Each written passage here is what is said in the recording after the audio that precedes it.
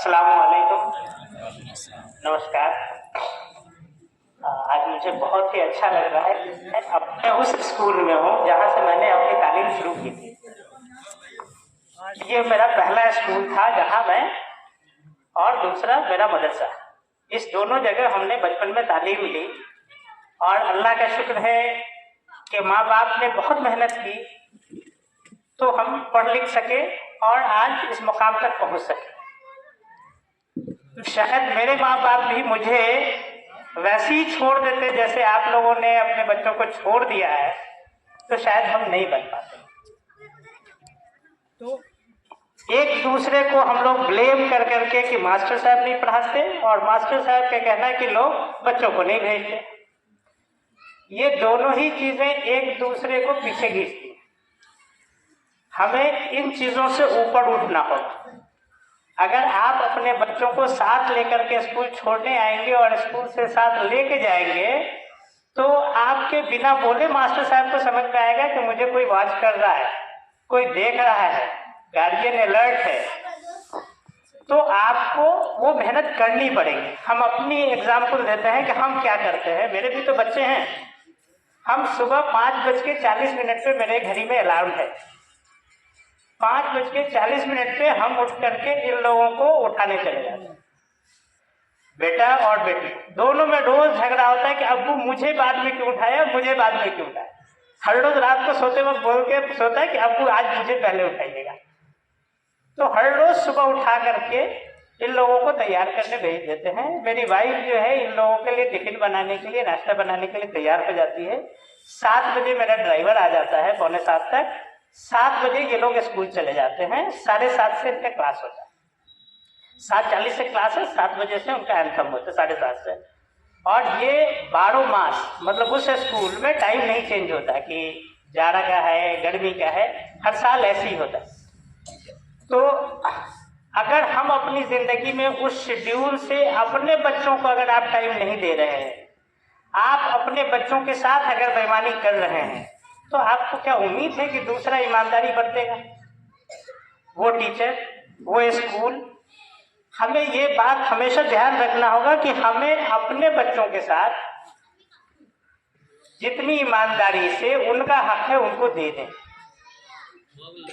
जहां तक पढ़ाई का सवाल है, आपको एक बात बताएं कि दुनिया में कामयाबी के सिर्फ 3 रास्ते हैं।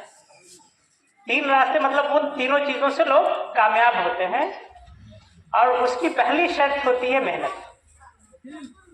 अगर आप मेहनत नहीं करेंगे तो दुनिया में आप जो कुछ भी कर लें, आप जिंदगी में कामयाब नहीं होंगे। और इस मेहनत से, चाहे आप खेत में मेहनत करते हो, स्कूल में मेहनत करते हो, हॉस्पिटल में मेहनत करते हो, इससे आप 30% अपनी कामयाबी पूरी कर लेते हैं, जिससे आपका पेट चल जाएगा, रोजगार चल जाएगा। लेकिन आप देखेंगे कि इसके बाद ही जो चीज आपको वहां से आगे लेकर के जा सकती है, वो 50% कौन सी चीज है जो आपको अगला 50% देगी? वो है ईमानदारी। आपको ईमानदारी अपने आप से, जिस प्रोफेशन से आप हैं, जिन लोगों के साथ हैं, आपको वो ईमानदारी बरतनी। अब आपको एक एग्जाम्पल देते हैं। हम तो ये स्कूल जो है एक बाजार के पास है जहाँ बहुत सारी दुकानें हैं, बहुत सारी चीजें हैं। आप बताइए कि कोई भी ऐसा दुकानदार होगा जो ईमानदारी से आपको आपकी चीज नहीं दे रहा है, तो आप उसके यहाँ कितनी बार खरीदने जाते हैं? आपको लगता है कि ये खराब माल दे रहा है, कम दे रहा है, तो क्या आप उसके यहाँ जाते हैं? लेकिन अगर आपको ये यकीन है कि ये सब कुछ पूरा देता है, जो बोलता है वही चीज देता है, तो अब उसके ग्राहक बढ़ने शुरू हो जाते हैं। तो ईमानदारी एक ऐसी चीज है जो आपको उस 30% से 80% पे पहुंचा देगी। और उसके बाद तीसरी चीज होती है स्किल, हुनर। आप देखेंगे कि बहुत सारे लोग जो हुनरमंद नहीं हैं, उनके अंदर बहुत क्वालिटी नहीं है, लेकिन मेहनत कर रहे हैं और ईमानदार हैं लोगों के साथ, वो बहुत आगे बढ़ गए। बहुत सारे लोग बहुत हुनरमंद हैं, आलसी, उनके पास काम आ रहा है, आजकल टाल रहे हैं, वो लोग धीरे धीरे खत्म हो जाते हैं। वो हुनर आपका उस वक्त काम नहीं आएगा। तो हुनर आखिरी का वो मौका है। हम लोग क्या मेडिकल साइंस में हम लोग कहते हैं ABCD, A फॉर अवेबिलिटी। अगर पेशेंट अभी बीमार हुआ है तो वो अभी डॉक्टर को ढूंढता है और हम नहीं हैं तो मेरा इंतजार करेगा क्या? क्यों? उसको जहां मिलेगा वहां जाएगा। तो आपकी अवेलेबिलिटी होनी चाहिए। आप अगर अवेलेबल नहीं होंगे तो जिसको मैंने पहले बोला मेहनत, मतलब हम रहेंगे मेहनत करेंगे तभी तो लोग आएंगे। दूसरी चीज होती है बिहेवियर। हम आपसे अच्छे से बात ना करें, आपको अच्छे से आपको गलत लैंग्वेज में बोले तो आप जितने दिन मजबूर हो उतने दिन तो आ जाइएगा, लेकिन उसके बाद आप मेरे पास क्यों आइएगा? हमसे रिलेशन क्यों बनाना चाहिए? कोई भी अच्छा आदमी किसी खराब आदमी से तो रिलेशन नहीं बनाना चाहिए। तो उस बिहेवियर का होना बहुत जरूरी है। और तीसरी चीज होती है कॉम्पिटेंस, जो मैंने बोला कि हुनर, जो अगर हमारे दवा से आपको फायदा हो रहा होगा, हम डायग्नोसिस कर पाएंगे तो फिर वो उसमें ऐड होगा।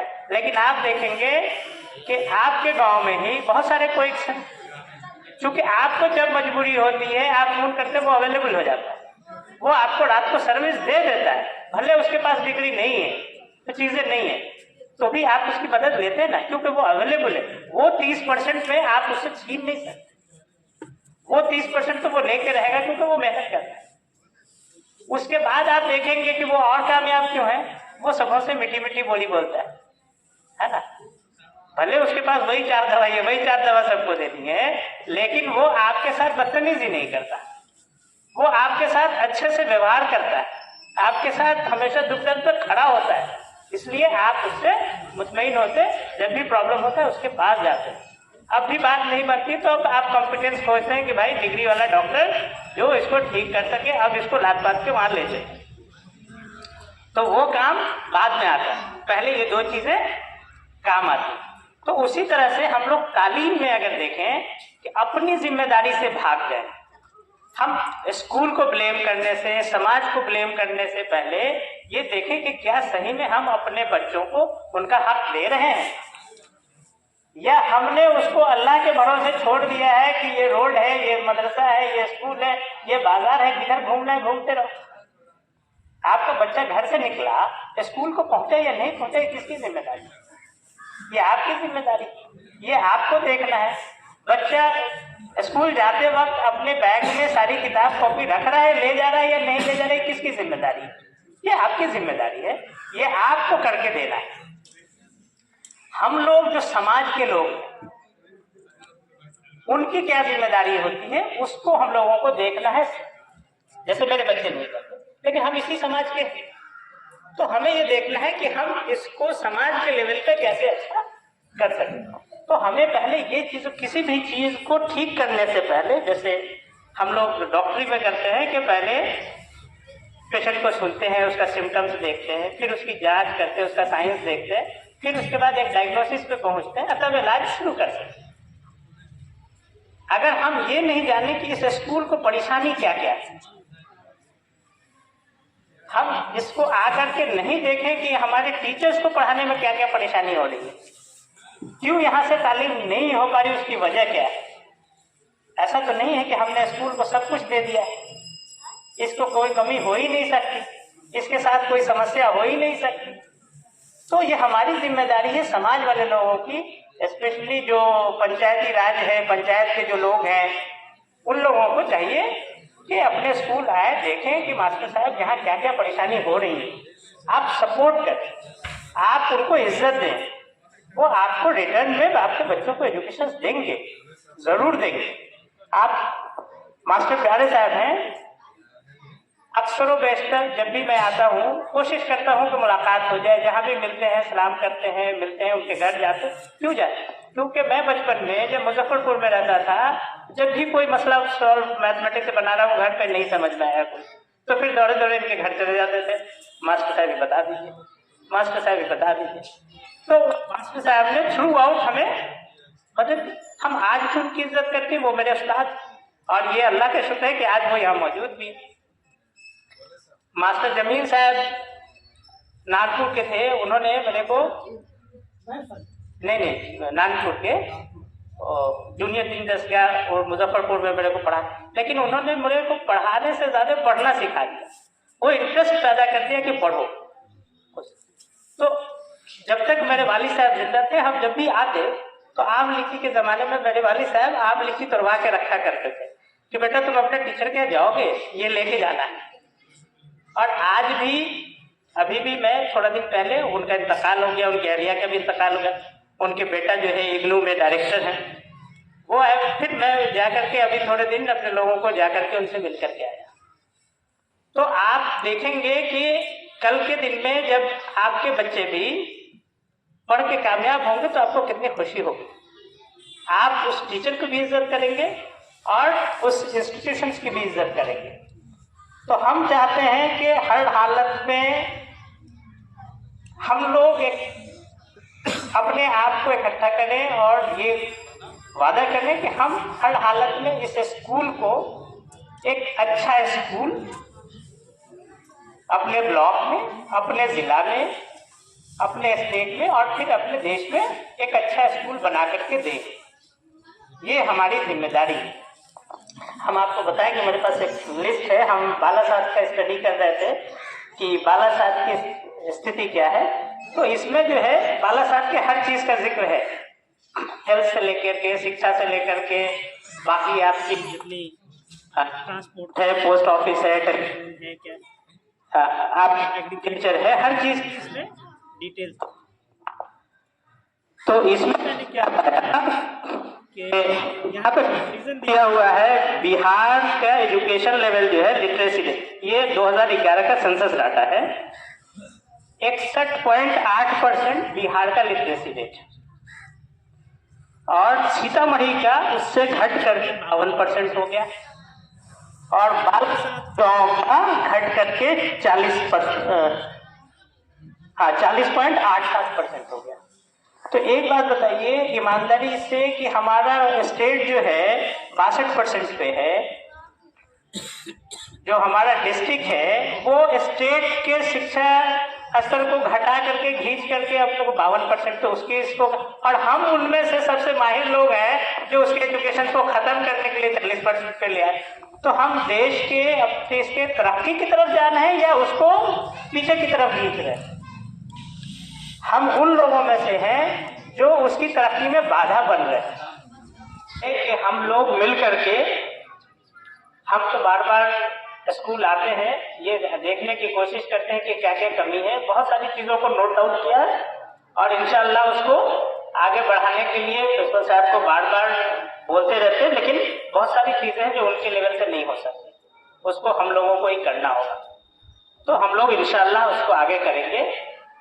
एक जो प्रॉब्लम है कि बच्चे स्कूल से जब मन करता है आते हैं, जब मन करता है चले जाते हैं और टाइम पे नहीं आते हैं, चीजें नहीं। तो इन चीजों को पूरा किया जाए। और इस स्कूल में एक सबसे बड़ी कमी है कि जब बच्चे आ जाए तो गेट नहीं बंद होता। गेट नहीं बंद होता तो लोग आजाद हैं, जब चाहे जैसे चाहे चले जाए, कुत्ता जानवर सब चाहे चला आए चला जाए, है ना। इन चीजों को खत्म करना होगा। मैंने अपनी तरफ से एक इनिशिएटिव लिया है कि हम आज के दिन प्रिंसिपल साहब को 2 लाख रुपए का चेक दे रहे हैं कि वो गेट बनवा ले और इसके बाद जो है बाउंड्री पे फेंसिंग करें, कोई बाउंड्री को कूद करके ना आए। इन चीजों को बंद करें। धीरे धीरे हम लोग छोटे छोटे कदम से इस इंस्टीट्यूट को आगे लेके जाएंगे इंशाअल्लाह।